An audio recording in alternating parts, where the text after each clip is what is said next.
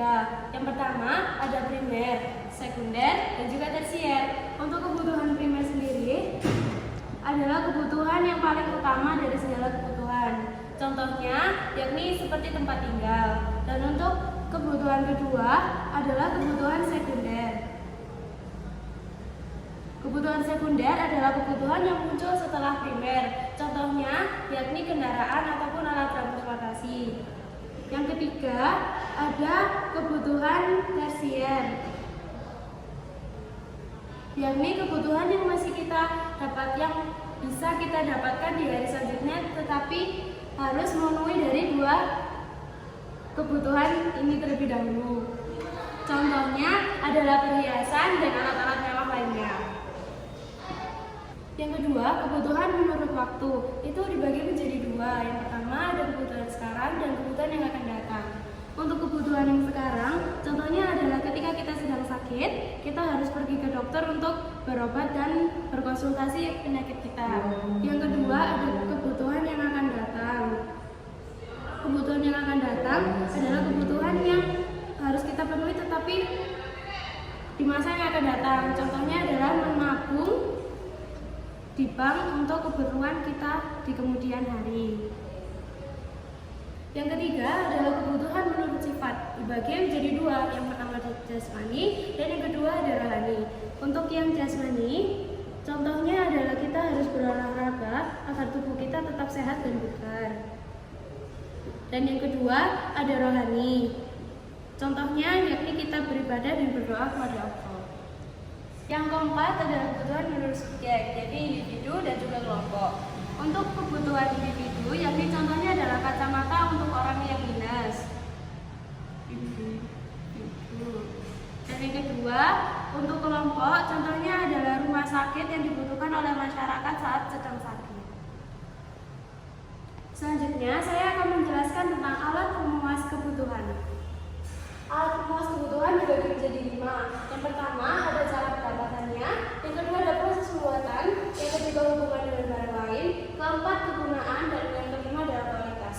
Yang pertama adalah cara pendapatan. Cara pendapatannya dibagi menjadi 3. Ada bebas, ekonomis, dan yang terakhir adalah ilit, barang ilit. Yang pertama adalah barang bebas, barang yang dapat kita gunakan bebas tanpa harus memikirkan barang itu habis. Contohnya adalah udara, matahari, tanah, dan lain-lain. Dan untuk yang kedua adalah barang ekonomis, yakni barang yang apabila kita ingin mendapatkan harus membutuhkan perjuangan atau usaha. Contohnya yakni pakaian ataupun sepatu.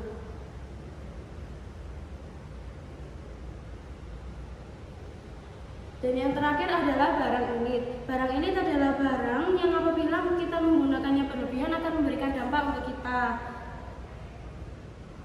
Contohnya yakni api.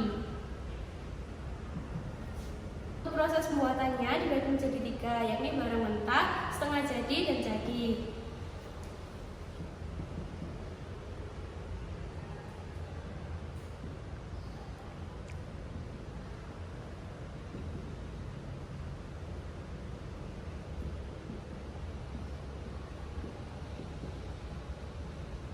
Untuk contohnya dari barang mentah yakni pohon. Untuk barang setengah jadinya adalah kayu, dan bahan jadinya adalah meja ataupun kursi dan sebagainya yang bisa berbuat dari kayu. Hubungan dengan barang lain dibagi menjadi 2, yakni substitusi dan komplementer. Untuk substitusi sendiri yakni adalah barang pengganti. Contohnya apabila kita tidak menggunakan pensil atau tidak punya pensil, kita bisa menggunakan pena untuk menulis. Dan untuk barang komplementer yakni adalah barang pelengkap. Contohnya adalah mobil yang membutuhkan bensin untuk berjalannya mobil tersebut. Untuk kegunaan yang dibagi menjadi 2, yakni produksi dan konsumsi. Untuk produksi yakni adalah barang yang masih dalam proses pembuatan dan tidak bisa digunakan secara langsung. Contohnya yakni lahan kosong. Dan untuk yang kedua adalah konsumsi. Konsumsi adalah barang yang dapat kita gunakan secara langsung. Contohnya adalah sepatu maupun pakaian. Untuk kualitasnya dibagi menjadi 3, yakni adalah superior, pertengahan, dan inferior.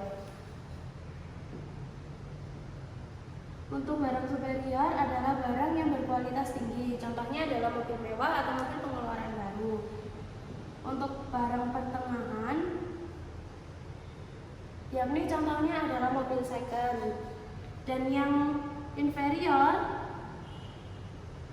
adalah barang yang berkualitas rendah, contohnya yakni adalah barang KW. Yang terakhir ada kegunaan kebutuhan. Kegunaan kebutuhan dibagi menjadi 4. Yang pertama ada bentuk, yang kedua ada waktu, yang ketiga ada tempat, dan yang terakhir adalah kepemilikan. Untuk contoh dari bentuk atau verb utility adalah paku ataupun cat. Dan yang kedua adalah waktu atau time utility. Contohnya adalah kita menabung untuk pendidikan kita di hari kedepannya. Yang ketiga ada place utility atau tempat, yakni contohnya adalah lahan kosong yang digunakan untuk pembangunan sebuah gedung. Yang terakhir adalah kepemilikan atau ownership utility. Contohnya yakni ketika sebuah toko memiliki komputer yang digunakan untuk bekerja dan mengatur-ngatur keuangan. Sekian teori ekonomi kebutuhan yang dapat saya sampaikan. Mohon maaf apabila ada salah pengertian maupun salah perkataan. Wassalamualaikum warahmatullahi wabarakatuh.